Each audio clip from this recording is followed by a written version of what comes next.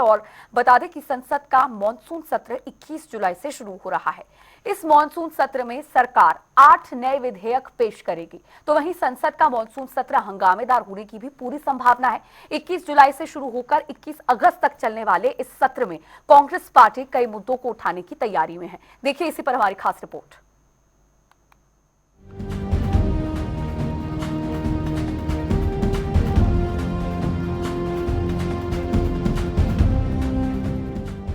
संसद का मॉनसून सत्र 21 जुलाई से शुरू हो रहा है और 21 अगस्त तक चलेगा। इस दौरान 21 बैठकें होंगी। हालांकि 13 अगस्त से 17 अगस्त तक संसद के दोनों सदनों की कोई बैठक नहीं होगी। वहीं सरकार इस सत्र में 8 नए बिल लाने जा रही है। इसके अलावा इनकम टैक्स बिल भी इस सत्र में पारित कराने का प्रयास होगा। मणिपुर में राष्ट्रपति शासन को बढ़ाए जाने के प्रस्ताव को भी इस सत्र में मंजूरी दी जाएगी। इससे साफ है कि सरकार की इस उत्तर पूर्वी राज्य में फिलहाल राष्ट्रपति शासन हटाने की कोई योजना नहीं है। मणिपुर में 13 फरवरी को राष्ट्रपति शासन लागू किया गया था।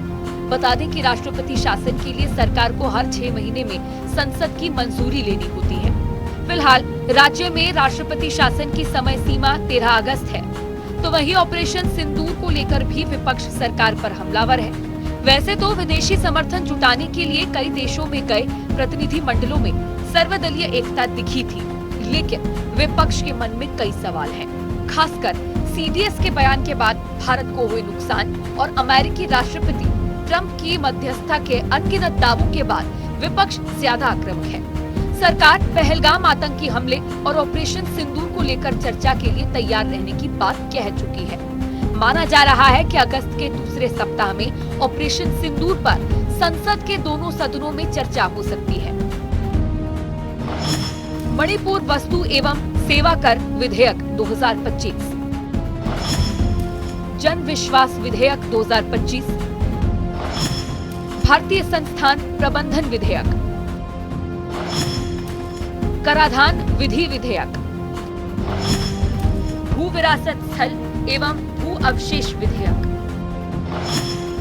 खान एवं खान संशोधन विधेयक, राष्ट्रीय खेल प्रशासन विधेयक, राष्ट्रीय डोपिंग रोधी विधेयक, गोवा राज्य के विधानसभा क्षेत्रों में अनुसूचित जनजातियों के प्रतिनिधित्व का पुनर्समायोजन विधेयक 2024, मर्चेंट शिपिंग विधेयक 2024, भारतीय बंदरगाह विधेयक 2025,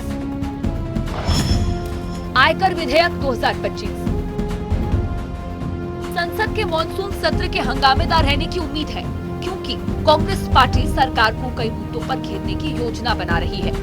विपक्षी दल बिहार में मतदाता सूची के विशेष गहन पुनरीक्षण संबंधी निर्वाचन आयोग के कदम पर कड़ी आपत्ति जता सकते हैं। इसके अलावा कांग्रेस पहलगाम हमले, ऑपरेशन सिंदूर और उसके बाद की कूटनीतिक गतिविधियों पर चर्चा की मांग भी करती रही है। आपको बता दें कि बीते अप्रैल महीने में खत्म हुए संसद के बजट सत्र के दौरान लोकसभा की उत्पादकता लगभग 18% रही थी।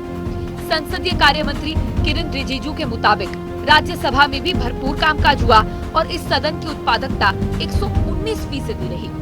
संसद के दोनों सदनों में 16 विधेयक पारित किए गए। इस सत्र के दौरान काफी हंगामा भी हुआ था, लेकिन संयुक्त संसदीय समिति यानी कि जेपीसी की रिपोर्ट प्रस्तुत किए जाने के बाद वक्फ संशोधन विधेयक 2025 पारित किया गया था। स्पेशल डेस्क, जनता टीवी।